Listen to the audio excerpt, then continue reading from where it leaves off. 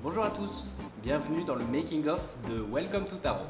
Dans cette vidéo, nous allons voir les techniques mises en œuvre pour éclairer les différentes scènes du court-métrage et nous commençons tout de suite par le lit.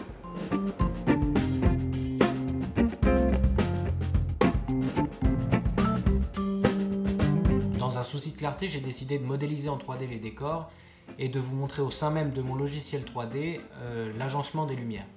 Alors pour ceux qui ne sont pas familiarisés avec les logiciels de 3D, il y a vraiment deux espaces importants sur cette interface. Il y a celui-ci dans lequel je vais pouvoir me balader dans la scène et celui-ci qui vous donne en temps réel le rendu du plan comme il est. Alors pour commencer sur cette scène, nous avions trois sources lumineuses. On a le plafonnier qui vient ajouter un petit peu des informations sur l'actrice. On a la découpe, donc serré de lumière en contre. Et on a le sky panel qui vient éclairer le fond. Pour la découpe, on a utilisé un Alpha 200 HMI avec un nez de découpe de chez K5600.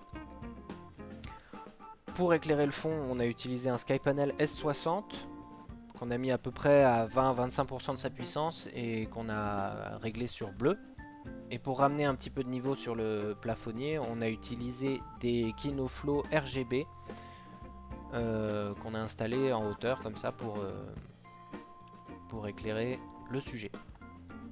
Sur la scène du canapé, rien de compliqué, on a utilisé trois sources de lumière. Une source ici qui est un SL1 de chez DMG Light qu'on a disposé sur le sol. Une source ici qui fait partie du décor et qui est une lampe de chevet dans laquelle on a mis une ampoule de 3000 Kelvin. Et une troisième source ici qui fait office de fill light et qui vient, donc c'est un Fresnel 1000 watts qui vient taper sur le sol et nous ramener un petit peu de niveau sur le côté droit de l'acteur. Voilà donc ce que ça donne. Nous avons donc trois sources lumineuses, le SL1, la fill light qui est un tungstène 1000 watts et la lampe de chevet qui vient rajouter des brillances dans le canapé et sur le comédien.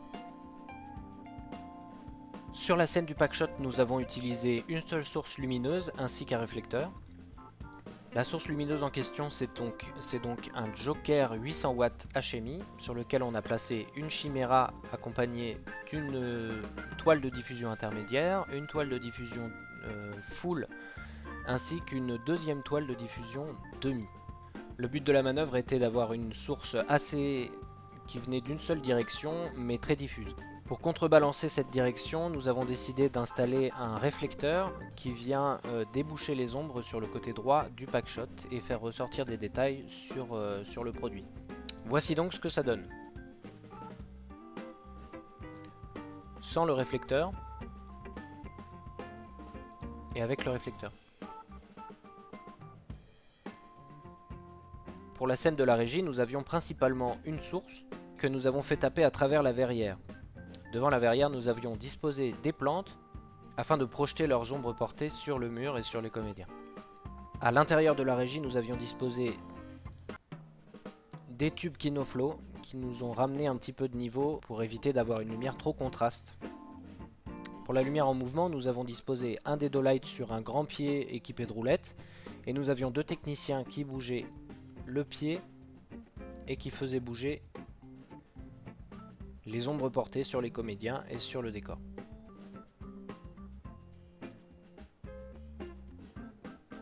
Passons maintenant à la configuration caméra.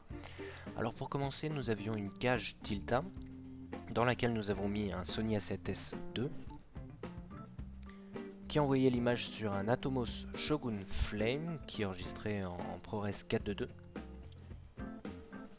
Cette image était ensuite envoyée via le VAX6 Storm 500+ sur un moniteur externe. Nous avons utilisé la série Sigma Art pour les objectifs. Pour faire le point, nous avons utilisé la Nucleus 2 de chez Tilta et la Medbox était de chez JTZ. Et voilà, vous savez tous sur la manière dont on a éclairé ce film. J'espère que le making-of et le court-métrage vous ont plu. Merci de m'avoir écouté, je vous laisse avec le générique et bienvenue chez Taro.